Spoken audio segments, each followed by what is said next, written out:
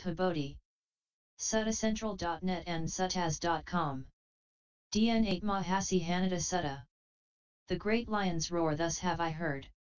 Once Buddha was staying at Ajinaya in the deer park of Kanakatal. There was a naked ascetic Kassapa who came to Buddha, exchanged courtesies, and asked Buddha, I have heard from the wanderers of other sects who said that the Buddha disapproves of austerity and self-mortification. Is that true?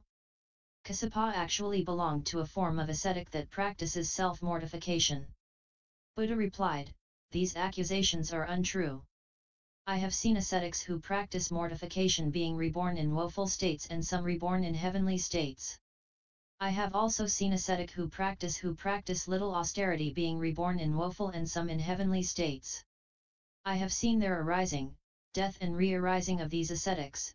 How could I have disapproved of all austerities and all practices of mortification?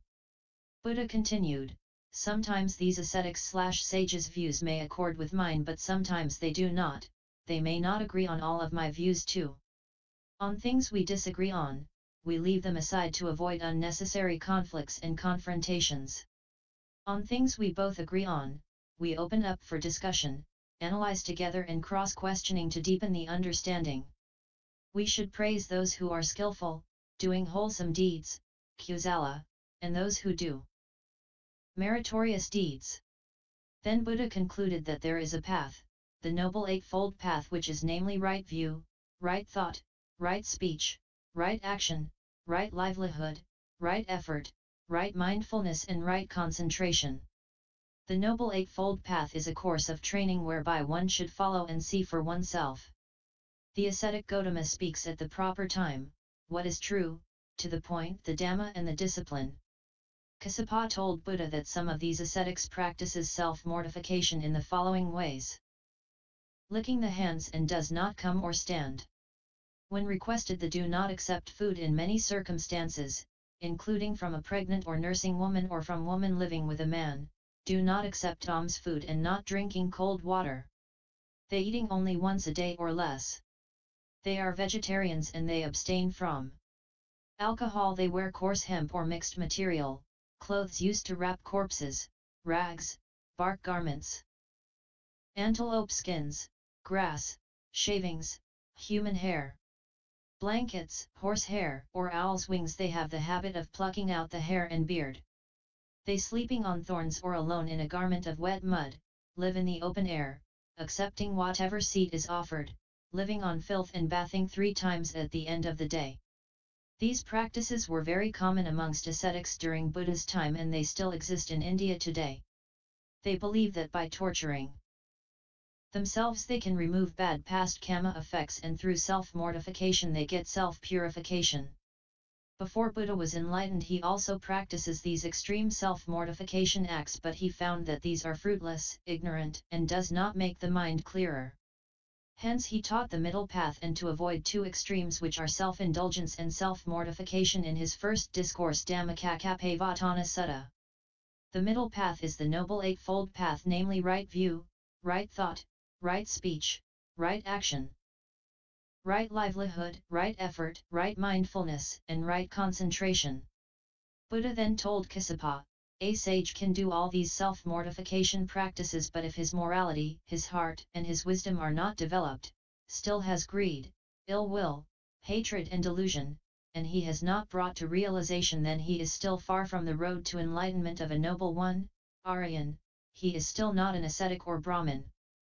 But when a monk develops non-enmity, no ill will, develop a heart of loving kindness, abandon the corruptions, sensory desire, ill will, sloth and torpor, restlessness and worry, and doubt, realizes and dwells in the uncorrupted deliverance of mind, the deliverance through wisdom, realizing this through his own insight, then this monk is a real ascetic or Brahman, he is a noble one, Aryan.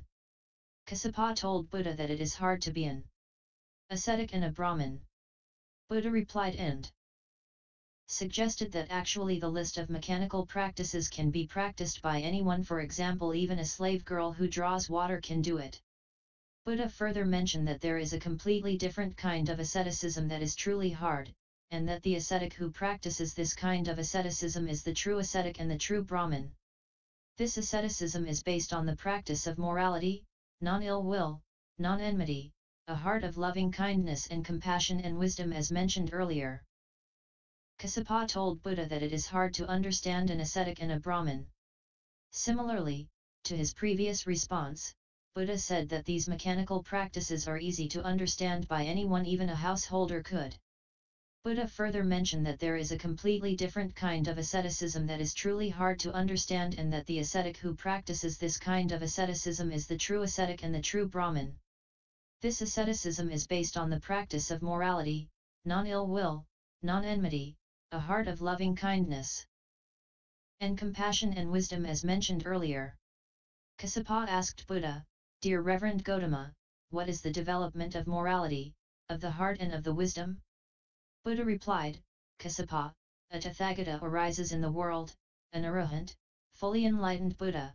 He has realized the Four Noble Truths and discovered the Noble Eightfold Path by himself, endowed with wisdom and conduct, welfarer, knower of the worlds.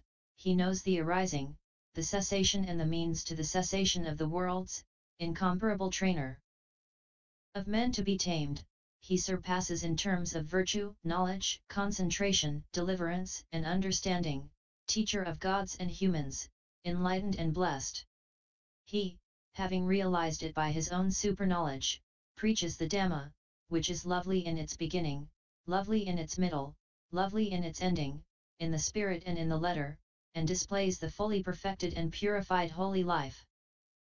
Buddha continued, "A disciple goes forth and practices the moralities, that is the perfection of the morality. He guards his sense doors and attains the four jhanas, that is the perfection of the heart.